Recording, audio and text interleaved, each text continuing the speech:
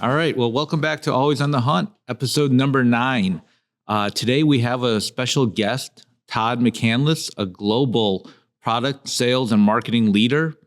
He is an industry veteran who has experienced many pivotal aspects of our industry, from starting his own integration firm, which he successfully led to acquisition, to launching new divisions with unique go-to-market strategies, to holding many impactful leadership roles at one of the largest manufacturers in our industry. Todd has basically seen and done it all, and he also hosts his own highly successful podcast on Formula One racing. So with all of that being said, let me welcome Todd McCandless to Always on the Hunt.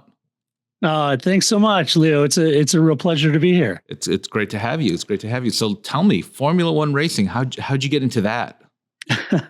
Yeah, that's a circuitous route. I got into Formula One when I was a little boy. I remember watching it with my father, sitting on the couch and watching all those old races from Monaco, and there was just something magical about that. And then I heard the Ferrari V12 engine, and I was absolutely hooked. Right. From those days on. And I've been following Formula One my whole life, which is a bit odd for an American. It's a very European centered sport at the time. Yeah. And really didn't have a big footprint in America. But so it was always difficult when everyone was watching NASCAR and I was all excited talking about Formula One, and they'd think, oh, is that the ones that race at Indy? And you're like, well, no, but right. That's a cool series too. But it's the ones that race around the world. So yeah, it's has been a passion for mainly my whole life. Yeah, it's awesome. Like I want to make it out to the Vegas one, right? Yeah. Another good excuse to go out to Vegas. But so tell me, look, we all have our passions and our hobbies and stuff like that, but you took it to a whole nother level, right? With your with your website and your podcast. Tell the listeners about your website, about the podcast, name drop it, because I'm sure you need a few more subscribers, but, right. Brag a little bit about your hobby. Yeah. Well, I started it back in 2005. This is kind of the interweb. It was growing in forums and people talking about Formula One racing. And so I started it back in 2005 just as a hobby. And the whole reason was, Leo, I was trying to find just sort of a safe harbor for new and veteran fans. I'd been watching my whole life, but there were people getting into the series. And a lot of times you get a lot of flaming and just abuse because you were new to the sport or whatever. And I thought, that's not very fair for people trying to come into the sport. Let's create a safe harbor where new fans and veterans can discuss with decorum and civility without all the silliness and abuse. And so I started this website. I was posting stuff to myself. Some of that was the most brilliant stuff ever written, of course. And I was posting to myself. And then, but it grew. We started to get some eyeballs. And then in 06, 07, I thought, this new thing called podcasting, we ought to do that. And the whole spirit of it was just going to be like two friends having a beer at a pub talking about the sport they love. And that was always really the milieu we were going for. And that's kind of what we achieved. So we started the podcast. The name of the website is The Parc Fermé. Parc Fermé is the area where they park the cars after the race, and they're in Parc Fermé condition. And so the parcfermé.com was launched, and we started that. We've worked with Shell and Ferrari and a lot of the teams. I've ridden 185 miles an hour in a Ferrari 488 with Sebastian Vettel, and that was white knuckle time. But I've ridden in a Formula One car, 2-seater, and we've done some wonderful things. I've interviewed a lot of the stars of the sport and had media credentials, and it's been wonderful. I've toured Ferrari factory in Italy, and it's been wonderful. It's been a real joy. But we built this community, and it's been a fabulous community, and they're wonderful listeners. We love the listeners, and we record weekly on Monday evenings, and it's terrific. It's turned into a wonderful hobby, as if I didn't have guitar playing as a hobby. I've got Formula One. So yeah, but it's more than just a hobby. I mean, you guys are the largest independent Formula One website and podcast? Yeah, we're one of that's for sure as an independent. Yeah, Right. that's for sure. We've been carrying a lot of water for F1 for decades. So Nice. yeah. Nice. Yeah. Do you think your AV background got you into the podcast early? Like, is that how you mean? Yeah, I think so. Being an audio and video, a geek my whole life, I think that's natural. When you start doing audio, start doing video, we're certainly at the touch point. There's a lot of podcasts out nowadays, and that's wonderful. But back when we were doing it, there weren't many podcasts at all, and so to do that and then to move it into video. Video came later because we were like, does anyone want to watch just two talking heads? Does anybody interested in that? We'll come to find out they are, and that's great. Then we started doing that later. But when you get into, and these are in the nascent days, right, of SEO and keyword search and those kind of things that we were doing and trying to capitalize, and we had to kind of learn along the way. But certainly the background in audio video was a natural to move into podcasting and audio production, DAW and Apple Logic and those kind of things. These were all, normal. Right. And like you said, it seems like everybody has a podcast these days, even me. But tell me about like what do you think about podcasting still? Like, do you feel like there's still a lot of opportunity, a lot of growth, and why should somebody start a podcast, and what opportunities do you feel like they have by podcasting? Yeah, podcasting's been interesting in its evolution. When it started, you had people doing podcasting like us and others that was organic, sort of grassroots up. A lot of times they were on particular niches that like for me, it was Formula One racing. And at that time it was kind of a niche, certainly in the American market. Right. You had people doing, murder mystery stories and those kind of things that people really enjoyed. And then when it kind of evolved, when radio stations started getting into it, like the Dan Patrick Show, I'm sure he's a delightful guy, but that's not, that's just a radio show. They're just recording a radio show and video and putting it online. That it's not really the spirit of podcast, but it certainly has evolved to that. So now podcast became sort of a alternative radio, channelized, if you will, in niches, right? And there's nothing wrong with that. That's just the evolution of it. But I do think, when you get into that mass appeal podcast where it's whether it's politics or whatever it might be, you get a mass appeal. But I think the evolution of podcasting is moving into these niche categories where you're really bifurcating the market, if you will, in mass listenership on in mass, if you think of like radio shows. But the podcasts go much deeper. You can do long form. You can really get into a particular niche. If you're into macrame, you could have a podcast series on macrame, right? Or recruiting in the AV industry. If you really want to get, if you really want to get niche, right? There you go. Right. But HR, navigating recruiting in HR is putting it politely, they can be a real minefield, right? Yeah, and so 100%.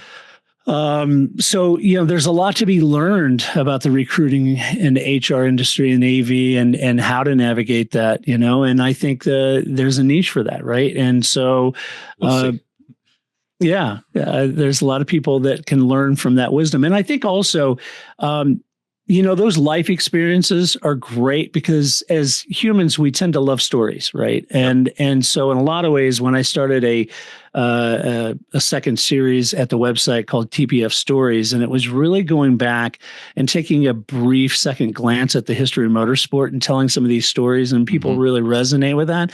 And I think even from your perspective, Leo, in an HR world and recruiting world and the AV business, it's these stories about how we arrived at where we are. I would never presume that my story is inspirational, but I do think there's some lessons I've learned over the years. I think that's a great segue, and I do think your story is inspirational. So let's start and let's tell your story. So let's start back with Savvy. So you started your own integration firm.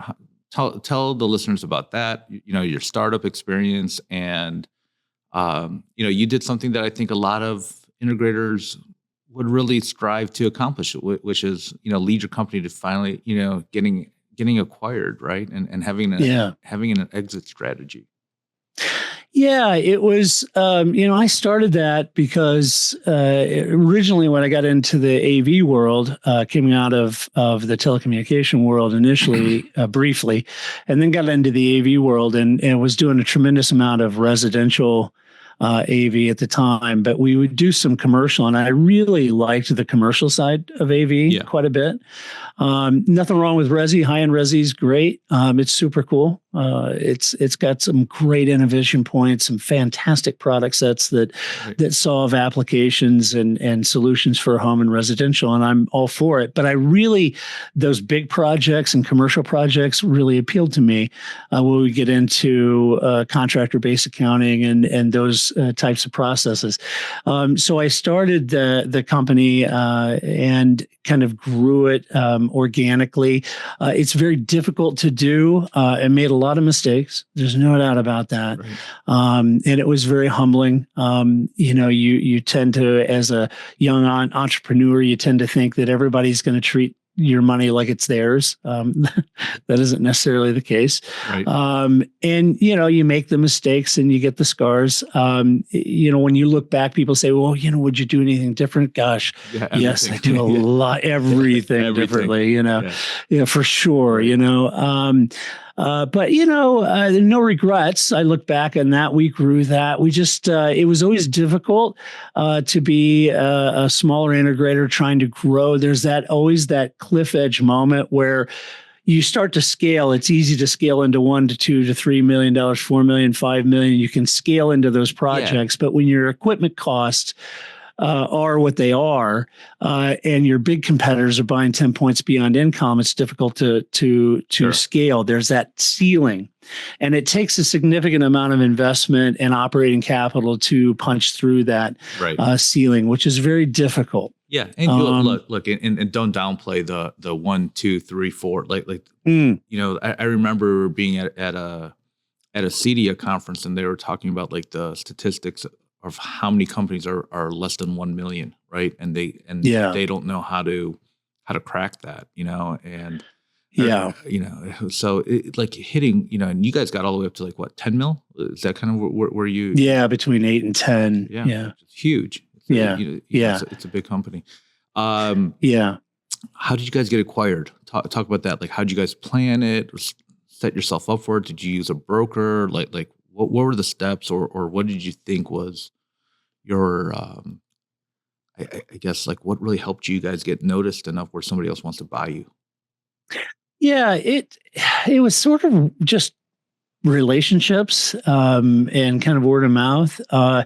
Here in St. Louis, it's a very parochial town, so it's not even who you know, it's who knows you. Right. And so, it kind of grew organically in the conversation. I had reached kind of a point with the business that in order to grow, it was going to take a significant amount of capital investment and resources that was difficult for me just to individually fund.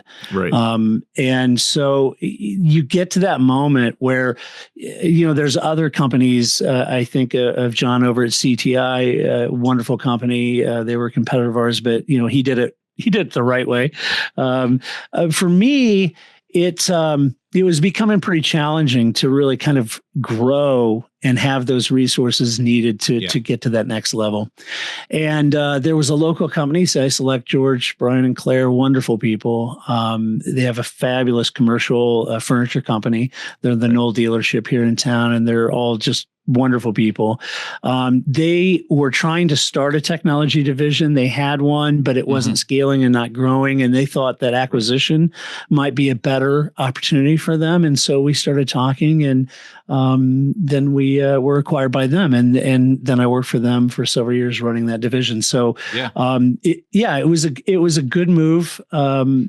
At the time for us, I was able to protect all the employees, bring all the employees over. Everybody still maintained their positions, and it was a great move. Yeah, no, and it's interesting because two things. One is you guys had that strategic alliance, right, with a furniture company, which I don't think enough AV dealers really think about that.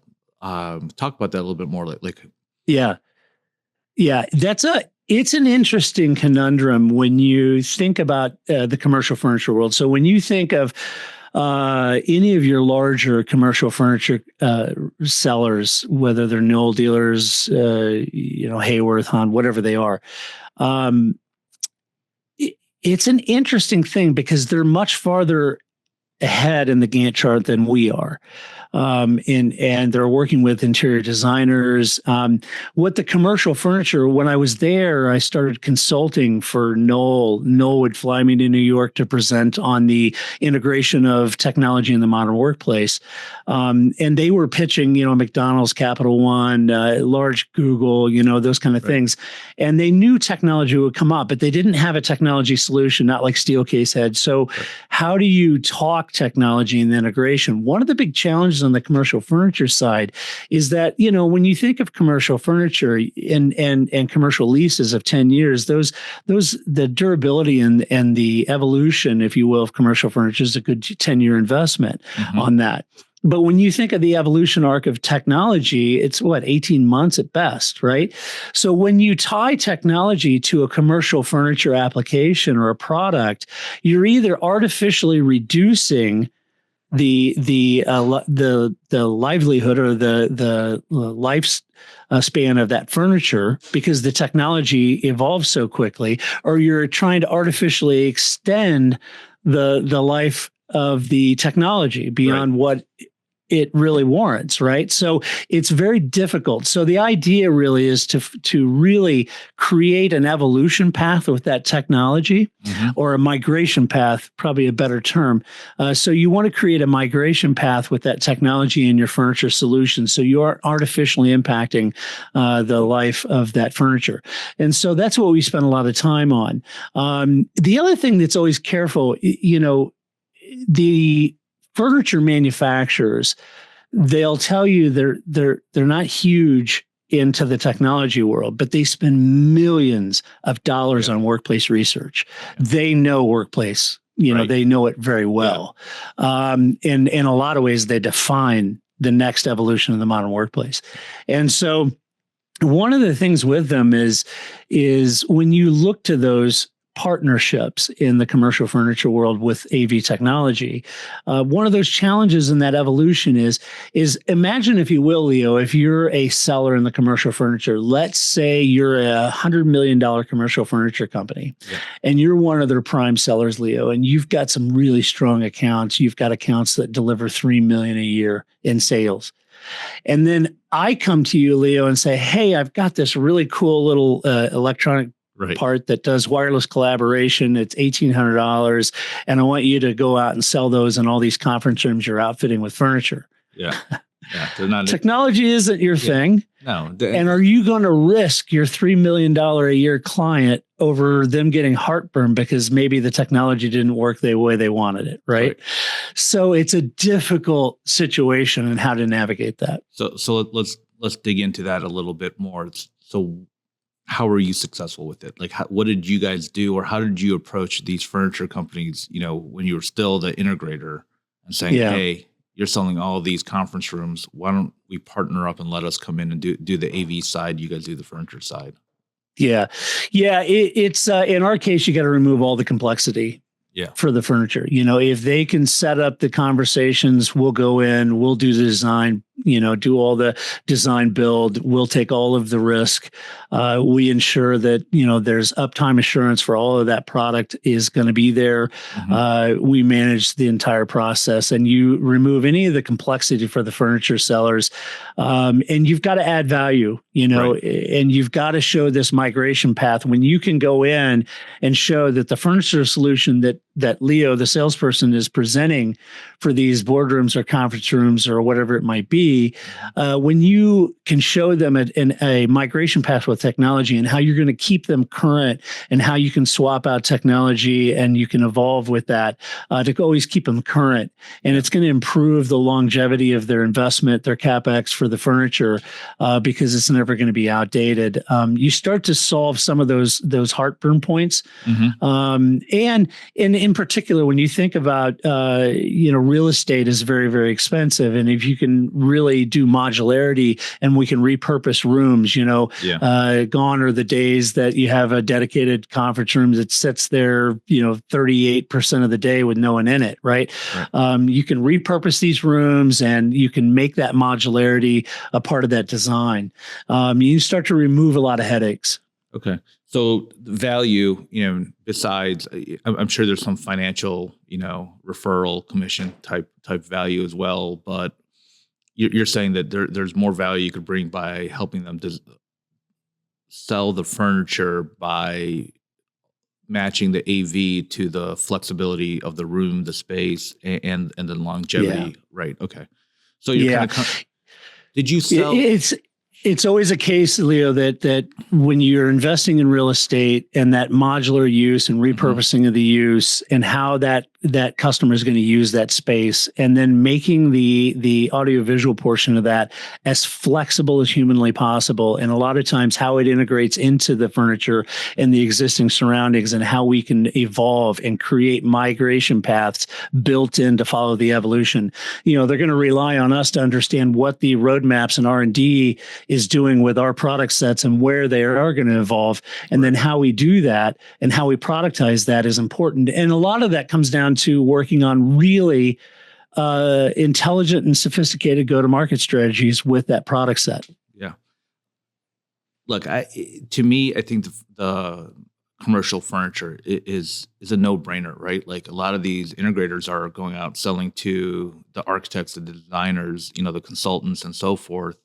The general contractors, get anywhere that you can potentially get a lead from, right? And create that sort of referral alliance type of thing. And furniture is obviously, another great opportunity for that. Let's move forward in your career and let's talk about Barco. You had a great run there. One of the larger well-established brands, manufacturers in the AV space. How was that? How was going from working as an entrepreneur to working for a furniture company, and now you're sitting at $1 billion multi-global corporation? Like, how was that transition? Yeah, it was an interesting transition. I think one of the reasons I ended up getting recruited there and moving to Barco was my entrepreneurial and AV integrator background, right? It's something that they wanted in their project office, something they wanted in their pre-sales team, and their at the time entertainment project office that I managed for the Americas. But that was, it was an interesting transition for sure. One of the first things that happened, and I love my Belgian colleagues, is they turned me into an absolute beer snob. So that's the first thing Barco did. So Belgian beer, that was eye-opening, right? Yeah. Trappist beer. Yeah. By the way, what's your favorite? I started with Chimay and I love Westmalle. I tend to like those Trappist triples. Yeah, I really like those a lot. Those are fantastic. When I was in college, we spent a weekend in Bruges right before the movie came out, and it became like a hip place. Like we just wanted to go see medieval history, right? Right. And we walked into I remember we walked in some bar that had like 300 beers on tap. And I'm like, oh my gosh, like this is Mecca, right? For beer lovers, like you. It is unbelievable. Yeah, it is amazing. Yeah, there's not enough time to taste, all the different kinds of fabulous beer they do. But Barco, the Belgians are wonderful, wonderful people. Fell in love with West Flanders and the whole countryside out there, and the abbeys that we would visit, and Menengate at Ypres, and it was wonderful. But with Barco, is such an interesting challenge globally. with their product sets. Certainly had ClickShare and their healthcare division, and everything in projection certainly is strong. But my sort of role there as I got in really became centered around DirectView LED, and working with very deeply with DirectView LED, and working with the product managers, R&D on the product. One of the things with Barco is they're all wickedly smart people. They're linear in thinking. They're engineers. They're just wonderful, wonderful people. But one of the things is when they would come up with their go-to-market, their route to markets, their marketing strategy, what they felt the value props around their products were, what the unique selling propositions are, you would develop those programs. And when you bring them over to the Americas, a lot of times I would work to sort of tweak those for the American market. And it was no offense to Barco or any other global company. I'm sure anyone at a global company, whether they're based out of China, Taiwan, Korea, or Japan, will tell you that the decision matrix for the consumer in the Americas is just different. And it's vastly different. I was just working on a project for a client of mine that they were looking to expand into Europe, into DirectView LED market, and just talking to different candidates in England versus Spain versus Germany versus Italy, and all the different laws, regulations.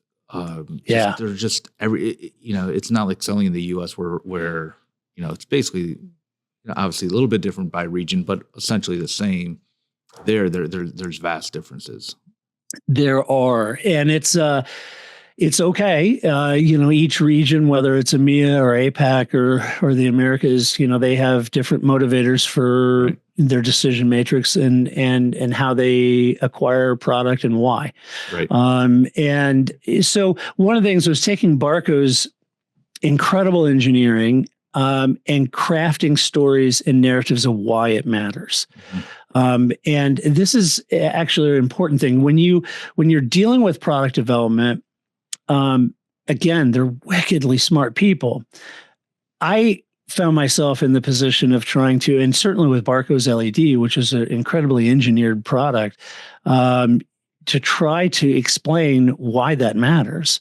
And what's the story about why that matters? I kind of coined a concept of when you give a damn. When you actually, it's almost self-qualifying, right? But when you actually care about, eye fatigue and scan rates and how we process video on a DirectView LED display, these things become very interesting value props based on application. And so we started working kind of backwards through the USPs and the VPs and crafting the stories of why you would care and why it matters. And when you start to educate, it's almost teaching your way to success. But when you start doing that, you find that the American market starts to resonate because there are applications that they really do give a damn and that it really does matter. And so finding these stories and then tying those to a go-to-market strategy and creating that brand. Certainly when you think of Barco and projection and ClickShare and healthcare, they have a brand already. They're very protective of the brand as they should be. But, how do we build that brand story around that product? And that goes down to working with R&D and developing ICPs or customer personas and really defining who that customer and our customer really is, and what are those motivators. And I'm not even a big fan of saying, "Oh, what's their pain points?" That suggests that they're not smart enough to keep themselves out of pain. Well, that's not true. They're, our customers are smart people, but why does it matter? And what is that go-to-market strategy? And how do we define that based on the customer persona that we've created? And so that's what I found. Spent a lot of time doing that, whether I was working on the entertainment side, project office, managing pre-sales, and then ultimately the last role was global segment marketing manager for Digital Canvas, working with their R&T Barco Labs. So yeah, it's It was a big change from being an integrator. Well, right. So there's a couple different things that I want to like kind of unpack from that. Sure. All right. So one, storytelling, right? Like that's come up already in your podcast. It's come up now, talking about Barco. I've always felt that people don't want to be sold and pitched, right? It sounds to me like your go-to-market strategy is let's tell the story, right? And that's how you put together your marketing and your sales and stuff like that. How would you define that versus pitching and pain point and digging for pain and the usual pain funnel sales strategy versus storytelling and stuff like that? Right. It's the marketing strategies around there depends on whether it's top of funnel, middle of funnel, or bottom of funnel. Whether it's demand generation or branding. Branding is top of funnel work. But I think in a lot of ways, for me, telling the story about the brand, which builds the product. What you would rather have is, in a lot of ways, when you're doing product innovation, you don't want a product searching for a market. You want a market searching for a product if you can get it. Yeah. But the reality of that is that when you have a product that you really believe in and you think solves for a lot of issues, big gains aren't made through product innovation per se. They're made by attaching that innovation to the key elements that your customer values the most. So when you think about investment in resources, every company is limited. Barco is no different. But when you think about the resources that you're going to apply to a product development, you spend a lot of time in innovation, a lot of resources in innovation. I would also argue that from a sales and marketing perspective, some of that could be spent on defining what are the key elements that our customers value the most. This product will do 63 things. But the customer truly, truly cares about these 3 things. Right.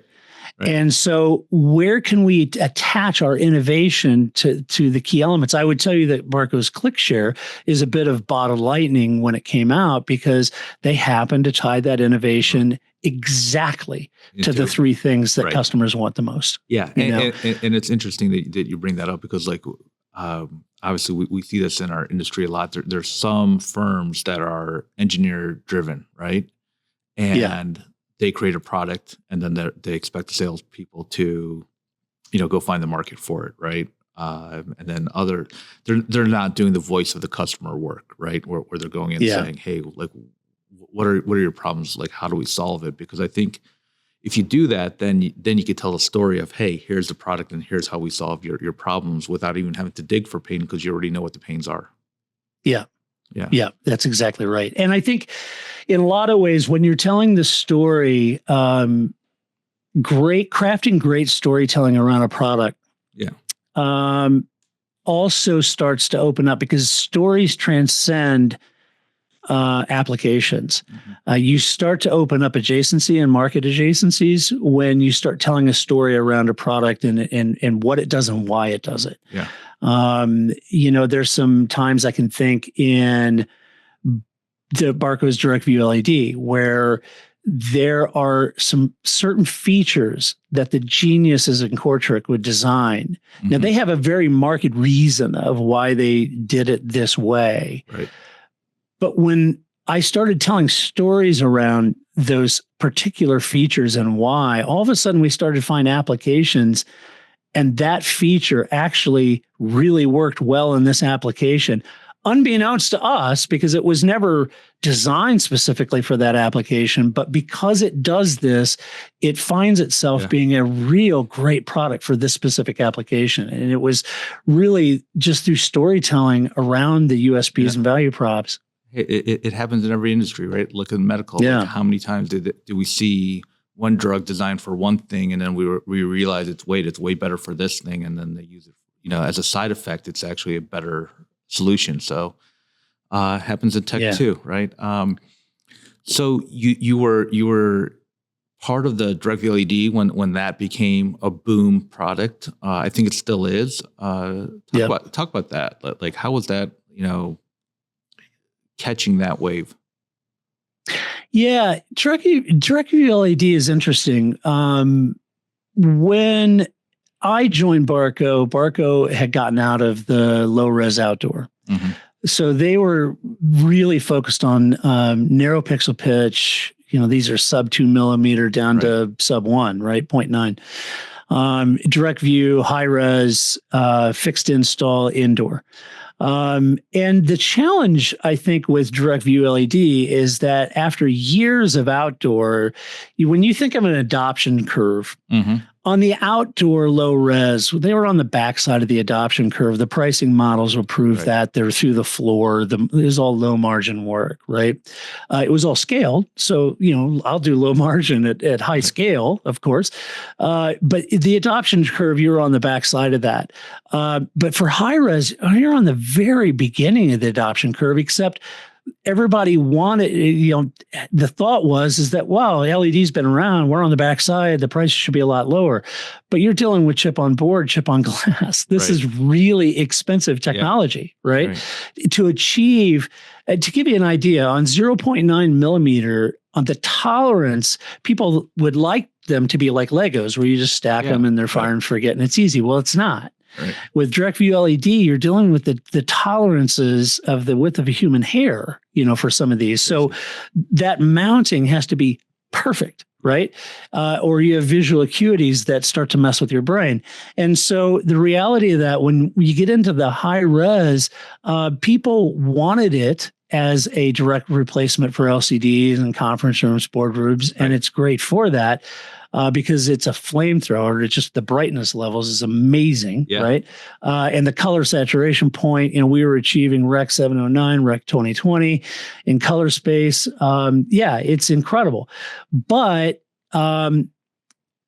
it's expensive. And it's, people, that was one of the stories. When you talk about a 6x6 0.9, it's very expensive technology, but it's, we measured to E50, which was to 50% brightness. And you're talking about 10 years, so I've got a 4K display. It costs $200 and some $1,000, but it's a 10-year display at 4K, and so when, and it made sense. Right. But like catching, because something that I tend to talk a lot about is there's always these evolutions in our space, right? Products get better. They morph into a different, like you said, like LCD to LED and whatever. But to be right there when that boom hits, right? And the numbers are just popping and things are going great. I don't know. I always find it fun to talk about, the good old days, right? But I feel like right. I feel like LED still has a lot of, like you said, I don't think we've hit that backside of the curve yet. So there's still a lot of room to grow there. You were doing something really interesting with digital canvas. Talk about that a little bit more. Yeah, digital canvas was the last role I did for Barco. It was really interesting technology. We were working with holographic displays. We were working with e-ink. We were working with we had 5 different products we were working at. But when we looked at digital canvas in particular, it was really talking about iterative, generative art, NFTs, digital art. It became clear to us as we're looking through that, it came down to collectability of content, how we store the content, how does the chain work, how does NFTs work, how do we recall those, how can we have a portfolio of digital art that we have, whether it's scanned art we own, you start to get into high net worth individuals, museums, galleries, how do we stage these? We were working on some really, really cool technologies where if you think of digital artists that could have a portfolio that could briefly give access to galleries that could show it on custom displays, we'd worked up a real great cloud strategy for that. Some really incredible technology around digital art that we were working on that was super cool. And look, I find it fascinating, right? Because we're always looking for new applications, right? Like ways to to use it in the digital canvas in my mind was like, right, like you said, digital art, and seeing it at its highest level, but also historic art, right? Like, not everyone can get to France to see the Mona Lisa, but if they visit, their local museum and get to actually see it with the detail that the digital canvas was going to allow for it. Yeah, and to that point, Leo, if you think of like the mask that you see from Tutankhamun, right? It's a replica of the actual mask, but in digital art, you could scan the actual mask, right? And you can see it in larger life, and you can rotate it and see the bottom of it, the top of it, the side of it, the edge. You can zoom in to see the fibers. Those kind of things. That level of detail of the actual thing itself is achievable. And yeah, it's super cool technology. Yeah. So let's talk about the next wave. Like, where do you see, the next, evolution, or potentially even the next revolution in the AV space? Ooh, well, that's a big question, right? I feel like audio is way past due for a revolution in audio. When we talk about audio, how we process audio, for your average person that maybe wants to start a podcast, do you really need to understand a digital audio workstation? Right. And then you come up with simple things where you just grab an audio file and hit normalization, but that can get super aggressive, right? Yeah. So audio needs to be more user-friendly for the masses. And I believe, when you think of Dolby Atmos and the technology gains that we're moving there, but I think, multi-speaker surround has been around a long time. It's fabulous. It's wonderful. It's super cool. I have no issues with it, but we're ready for something different. Yep. And ready for a revolution in audio, and whether that's personal device or not. So I think there's some big room for evolution in the audio world. I think direct view LED, that technology is certainly coming along when you think of chip on glass, and even further technology, micro LED, those kind of things. The pricing will have to come down eventually on those things. When I think of video, ultimately, I think the evolution of video ultimately is just a canvas. This is where we were with digital canvas. It's just a digital canvas. What do we want to see it on? How do we want to see it? And what content do we want to send? Because content is king. Right. And when you look at content as king, the digital canvas becomes just, how do you want to see it? Yeah. There's, when you think of projection, there's still incredible application for projection. I know we get excited about LED, and we should, but I can map the side of the projecting a building is awesome. That's like the best. It's incredible. You see it. You see it outdoor on buildings. You see it indoor, like on ice rinks and basketball courts, and it's incredible what they're doing with, and certainly when I was at Barco, launched rockets off the monument, it's incredible stuff. So digital canvas, the flavor, whether it's LCD, LED, projection, whatever it might be, we tend to get augured into a particular technology. But in my thinking, it just depends on application. If I want to image map the side of a mountain, then I'm going to do it with projection, not LED. Yeah. But if I want something really bright and really saturated, and I want that real high res, then LED is a great application. But so is LCD for the right application. Right. The last episode we recorded, we talked about AI, coming and, innovation, and whether or not the innovation was going to come from the IT world and the, the Silicon Valley tech world, or is the AV industry going to continue to innovate somehow, or obviously we've had Sonos come in. We've had, Ring doorbells. Like there's a lot of I think AI is going to open up the language, right? Like we see players like Josh AI doing a lot of stuff like that. Where do you see, do you see the AV industry continue to innovate, or are they kind of taking a step back and kind of letting the Silicon Valley types do it? Yeah, it's always been kind of, and don't take this the wrong way, because I'm an AV guy. I have been my whole life. Yeah, me too. Of course, I've worked with IT as well, but as an AV guy, everything was great until we put an RJ45 connector on our product, and that got us into a whole different world that we knew very little about. Yeah, we let the Trojan horse in, right?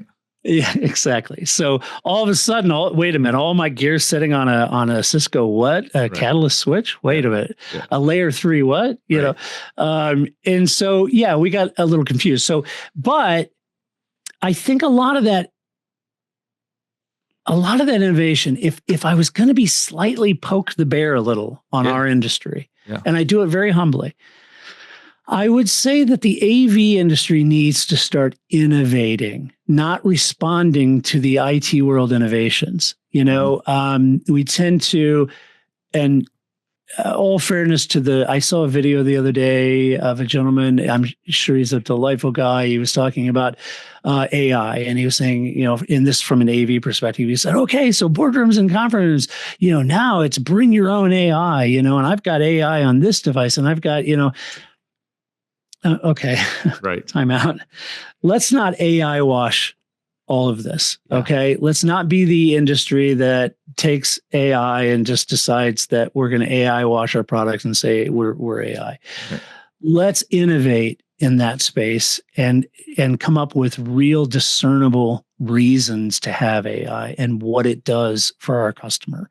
Yeah. And that's one thing, before I left Orco, that's one thing that we were working on, and we were adamant in our group anyway. Mm-hmm. If we're going to have AI, it's got to meaningfully do something. Right. I don't want to AI wash a product just because we can. And I don't need a AI version so we can Google stuff and aggregate, you know, information. I really want AI to do deep learning of the code that we're writing, the system that we're building, and I want it to be additive to the workflow. If it's not additive to the workflow for us, and it doesn't make it easier to buy and easier to own as a customer, then I don't want to do it. Right. Yeah. And I think that was one of the challenges. So I think the AV industry has an opportunity to take AI and AI agents and AI technology to look at that and how that is integrated into the workflow of our product. And I'm sure companies like QSC and others and Sennheiser and Shure and these people are looking at it. They're really smart people, but that should be really the goal of this, is to really determine where AI fits in the innovation cycle for us. 100%. Because if audio is overdue for a revolution, then we should lead that. Yeah. Right? That's one of my biggest pet peeves. You know, you talk about poking the bear. Like I walked out of the last few trade shows kind of saying, right. Yeah. Right. You know, like, all right, cool. You know, nothing new, nothing exciting, just a better version of last year's stuff, right? So, and we're watching AI come out, and I think AI is the biggest opportunity for the AV world to take their market share back. Like whatever we lost to the IT and MSPs, you know, with everything going on, that RJ45, right? You know, in the last episode we talked about, like, you know, for the manufacturers, that they need to start creating AI alliances and figuring out how to build product with AI in it. And I agree with you. It's not just AI wash, but for the integrator, here's your opportunity to be the AI expert for your clients, right? And go in there and kind of be like, hey, are your rooms AI ready? Do you have a plan for AI? Do you have, you know, is your tech going to be AI ready or AI proof? You know, and I kind of chuckle because, like, we used to sit there and say, is your house future proof, right? Or are you future ready, right? So we're using the same terms, but we're putting AI in front of it because the future is here, right? And it is. I think it is AI, and I think the AV industry has this opportunity right now, like you said, to innovate, and not just short term. Maybe we do just AI wash, but in a long term, really figure out how are we going to reclaim our innovation and our clients, you know, by using AI. Yeah, I think so. The IT and that world, they're high on the food chain. Yeah. They're wonderfully, wickedly smart people. But on the AV side, because let's just take an example, because we're in meetings and we've got sound bars and cameras, Right. and we're helping people facilitate and communicate, Yeah. which we do well. And we think, well, we've got to address AI. Well, AI is already baked into the workflow and software that they're using for the meeting. Right. It's already baked into Teams. It's already baked into this, and they're already recording their own meetings. They're already doing this. You think, back to my point. Well, it's like bring your own AI. Well, not really, because that's not in the workflow of how the company does business. Yeah. Right. Well, look, there's still a lot of rooms out there that are projectors and Polycom speakerphones, right? So like this is an opportunity for integrators to go back and be like, hey, let's get your room AI ready, or and refresh it and upgrade it. So I don't know. I feel like there's a lot of opportunity here. Where do you see the opportunities? For the AV integrator or the manufacturers? Do you see anything jumping out at you, or like, man, we're really missing out on this? I think ultimately, that role in the AV world is really to provide these migration paths. When you think of how quickly things are changing, it's really designing that migration path for your end user that they can migrate with that technology, and that you're going to be on that. And I think from an AV integrator, having looked back, and I've worked on both sides of the coin now, from the manufacturer and the integrator. As an integrator, I would look at the manufacturers. They come in and they'd show me what I have. If I was going to do that all over again, I would get much deeper into my manufacturer relationships to understand what their roadmaps are. Right. And what the evolution of their technology is, because then I would have understand more about market adjacencies and where I may be able to move ahead of the market, right? Because the manufacturers are spending a lot of time on that. I think from an AI standpoint, I think that's big, but only as it applies as an AV integrator. How can you engage your customer to understand their workflow? When you understand their workflow and what technology they're using, then you can create and design that migration path with technology as it relates to communication, collaboration, audio, and video, right? I think AV over IP is woefully missing a revolution. Yeah. There's a lot of it out there. It does these things, but my gosh, I would have thought we'd have been way down the road on AV over IP by now. Right. A lot of opportunity. And again, I think it's really kind of challenging the manufacturers in our space to sit there and say, guys, we need to start innovating again. And like you said, going back to doing that voice of customer, going back and meeting, not just with the integrators, but with the end users, and saying, how do you guys actually use our stuff? Like, where do you need it? And then understanding, how are they going to work once AI is fully, you talk about everything kind of being baked in, but not everybody's using it yet. Right. So there's going to be these migrations where people are going, all right, AI is going to become more and more part of our workflow. And how can our tech, kind of lead that?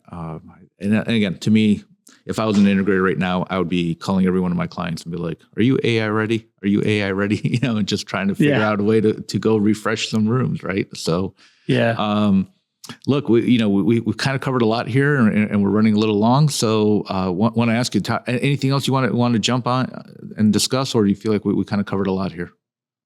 Oh no, I'm always happy to talk about anything. But no, I think it's a good time for the AV industry. I love the AV industry. It's been my life, my whole life. So I'm a bit of a sycophant on the AV industry. Yes, I understand the IT. I've worked in that as well. But I think the AV industry has some unique opportunities. We should be excited about the evolution of both 100%. Audio and video and the workflow. But I think it's finding that ICPs, doing your ICP work, understanding your customers' workflows, understanding the migration path, what their CapEx is on IT and where they're going, cloud-based AI, what their workflow, how it's going to include AI, and then how we integrate with that, right? At the end of the day, we're still integrators, right? And, sometimes we have to pull out a soldering iron. Yeah. Right. So, we're still integrators. We're not one-trick ponies. The great thing is we take disparate technologies and we integrate them and we turn all the lights green. Right. Yeah, 100%. And that's an art of what we do, but we don't have to lose sight of how innovation and AI and think of from an AI perspective, Leo, we talk about it as an end user product, but what about it as a setup tool, as an installation tool, as an integration tool for integrators? Oh, right. Well, right. And we discussed that in the last episode. Number one, everyone's got to start using it themselves. Right. So that way you understand it and you could tell your story to your clients and say, hey, here's how we're using AI to improve our functionality and our process. But that's the opportunity for the integrator, right? This is a new tech that is going to revolutionize the world. And who better than the integrator who understands how to use all of these different technologies and put them together and make them all work together, right? Right. And it's either going to be the AV guys or it's going to be the IT guys. And if the AV guys jump in that seat first, I mean, hopefully they could take seat, right? They could grab that land back, right? Yeah, because I mean, when you think about even audio, everything's USB, USB-C. Right. And then all of a sudden you've got somebody in the world, what's this? Well, it's an XLR connector. Right. Or that's a tip ring sleeve. We know what those are. We know how to use those, you know? Exactly. So yeah, I think you're exactly spot on, Leo. I think there's a great opportunity for us to look at this technology evolution and to really adapt it to the workflow designs that we do for our customers. And I think it's a great opportunity from a manufacturer standpoint. I think there's great opportunities to use that technology in the deployment of our product, the setup, the actual operation of our product, the health and status of our product, pinging that for meaningful quantitative data that we can pull back. You find out that we sell a product, we have that quantitative data, we can see how it's used, and we think, gosh, I thought they were using it this way, but they're not. They're using it this way. Yeah. Well, maybe that's a discussion in R&D, in our innovation and what our roadmaps are, right? And 100%. So you can do that with AI. So I think there's multiple end users for the AI story on a manufacturer's level. 100%. Well, good. Well, Todd, look, we're running really long, and I appreciate any listener that's still with us. We appreciate you sticking with us, and if you're still here, please hit the like and subscribe and give us a 5-star. Todd, one thing I was thinking like throughout this whole conversation is I introduced you as a product sales and marketing leader, but I think you got to add one more thing to your intro, which is storyteller, right? So right. I haven't done that yet. I should. You should. I'm big on stories. You are. Well, we appreciate you joining us today and telling us your story, and hopefully the listeners got a lot of value from your insights. So, Todd, thanks again for joining us. Honor's all mine. Oh, ours for sure. But thank you, Todd, and thanks to the listeners. All right, everyone, have a great week. Good luck with all your hunts.